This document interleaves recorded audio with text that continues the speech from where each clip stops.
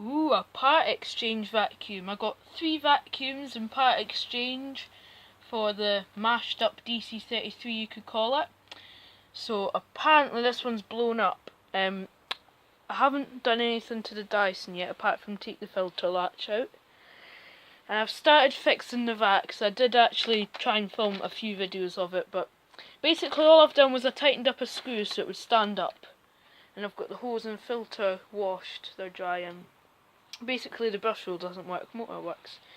I've plugged that in and it does run. Again, brush roll doesn't work, so he's obviously killing the brush rolls. This one, however, is, see, it's blown up and I can smell it.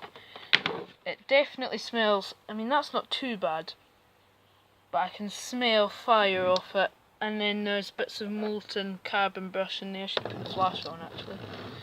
Now it is quite filthy. It's a Samsung Vivid. Now I had something similar to this maybe a good few years ago now, and it was a friend's who were emigrating, and I got the Samsung, and it was rubbish. It was really noisy, really noisy, and then something happened to it and it got even noisier. So that just got binned. Grandad wasn't too happy because it was apparently brand new and he thought it sounded fine. So it's going to be a breaker, I know that.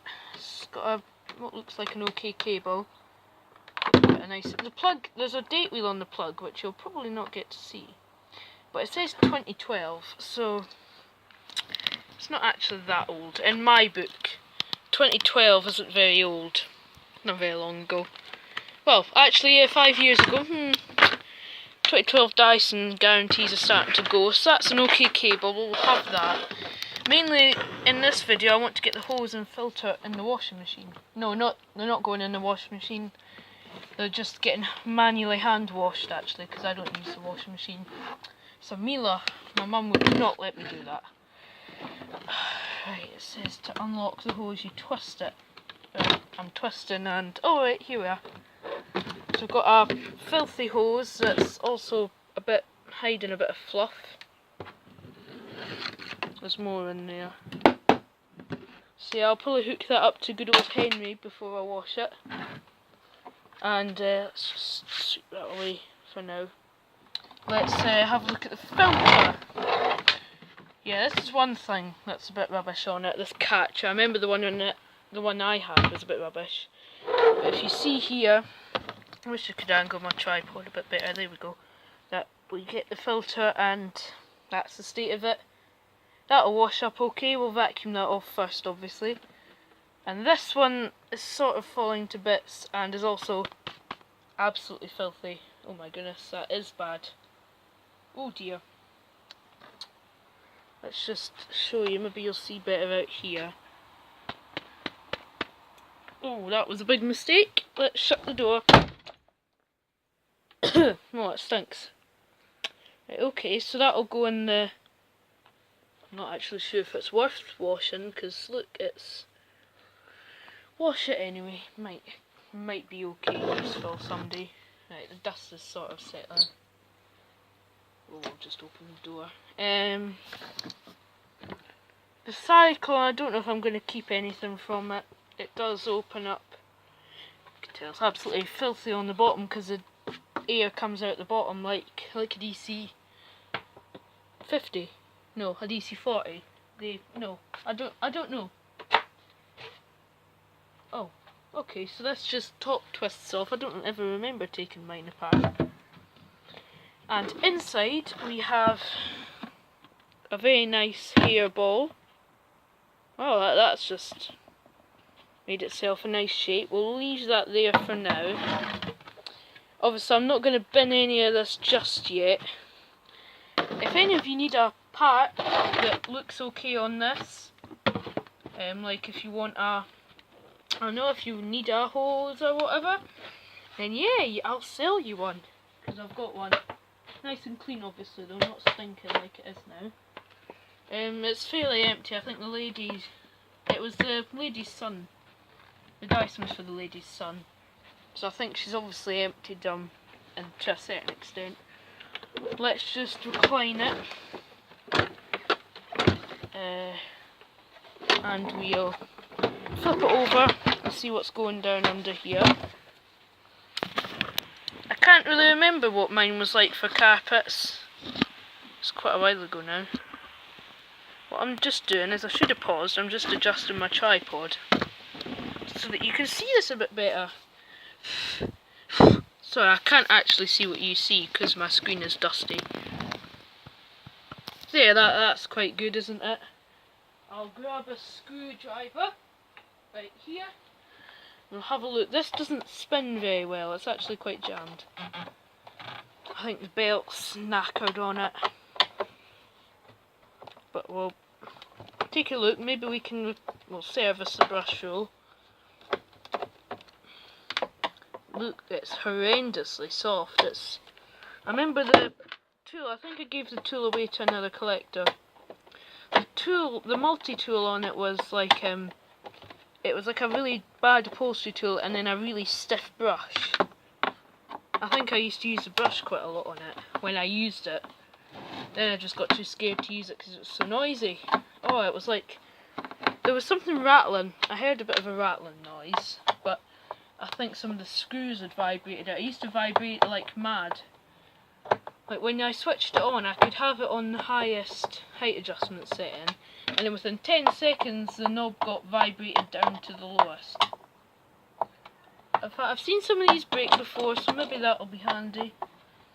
Or we could keep the whole unit actually, if I take the handle off, and then we can have a complete spares machine. The Vaxmac here does run quite well, so I might keep that as a spares machine. I could possibly fix it up, because I know I might get a new part from somebody. We'll not mention too much. Right, it doesn't seem like it wants to come off. Am I missing a clip or something? I don't want to force it because it's obviously made of very cheap plastic. Something's happening. Oh, right, there we are. Right, okay, that's not blocked or anything. This is interesting. It's got... belt feels okay actually. It's got something on the brush roll. Is that supposed to be there? I have no idea. Mind you, there's something wrong with it because it doesn't spin very well. Let me just see what happens. Give me a second. Right, well I've got the brush roll out and it spins quite freely. But it's pretty worn. Tell you what, we'll just pop it back together for now. This belt is definitely knackered. I mean, it just fits over like really easily. Oh. Just got to position these end caps in properly. There we go. Just got to rotate that one, and then it should just. There we are. So I definitely think that it's the belt. Oh, the motor spindle's not moving. Oh, that's why it's so stiff. So this spins, but the motor spindle doesn't. That's why it's making that horrible rubber noise. I think that belt's maybe okay. Should try putting it in a non-clutch Dyson. That would be fun. Let's just try and poke the belt off the spindle for now, and we'll just see, is the motor stuck, seized, whatever. Yeah, that's pretty jammed. I bet it's seen moisture at some point. We'll leave the belt off for now, and I'll grab the sole plate. And it's filthy, but not blocked glory. Oh, there's stuff there. So we just slot this on and put the screws in.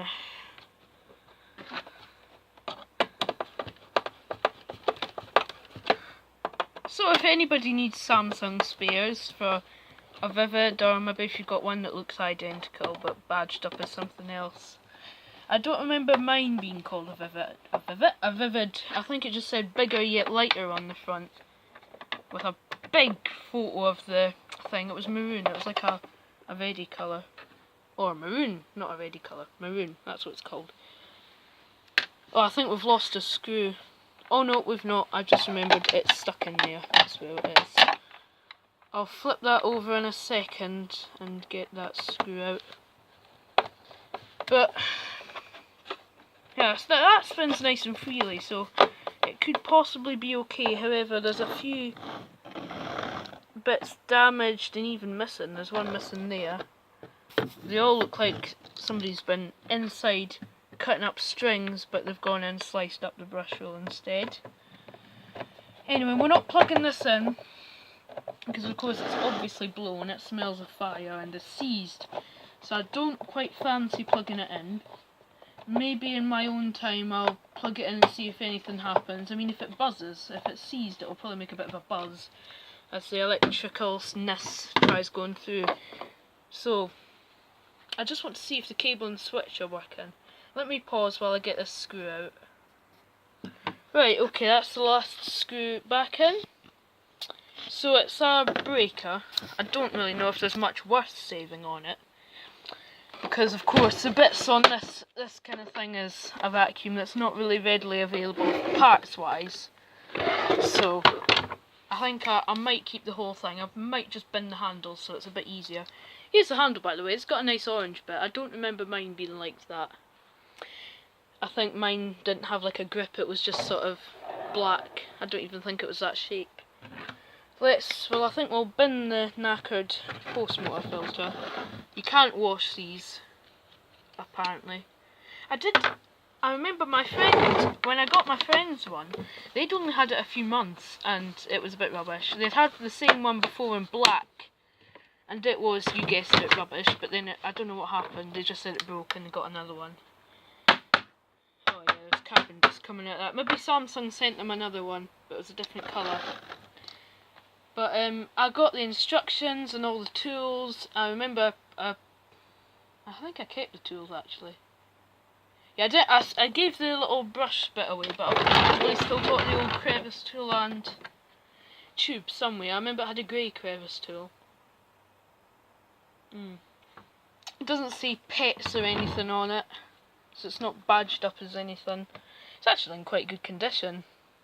The mum said, oh, I've bought my son 5 hoovers in a year and a half. It's getting ridiculous now. Hope this one lasts. But they've got my number if they need it. I said I'll repair and service it whenever you need it. So, oh, it says this: if the suction is weak, or although the dustbin is empty, please clean the grill and filters. I don't think they ever did that. Oh, the sponge filter is supposed to be dark blue, and well, yeah. I think Sam Watson, you've probably all heard of him, Beko 1987 or 1987. He done a refurb on one of these on Manchester Vacs, did a thread, and he got 2 of them. He had to have another one to fix it. Well, he got like in fact he got the maroon, I can't speak. He got the maroon one that I had, so if you find his thread, he got a black one to fix the maroon one. I'm pretty sure it was the exact same. Cable isn't obviously damaged. In fact, you're not really angled very well, are you? Wait, that's as good as I can get. And it's got quite a cool plug that's got the little clip on it, so obviously quite a handy cable for an upright. Just plonk you down so you're steady. While I wrap up the cable, you can have a look at the ratings plate. How's that? Is that a deal? Tough if you said no, because that's what happened. So it says 1800 watts or 2000 watts on carpet. So I don't know how that works. There's no carpet setting as such. That only moves the little wheel, so it's probably just saying that it is 2000 watts.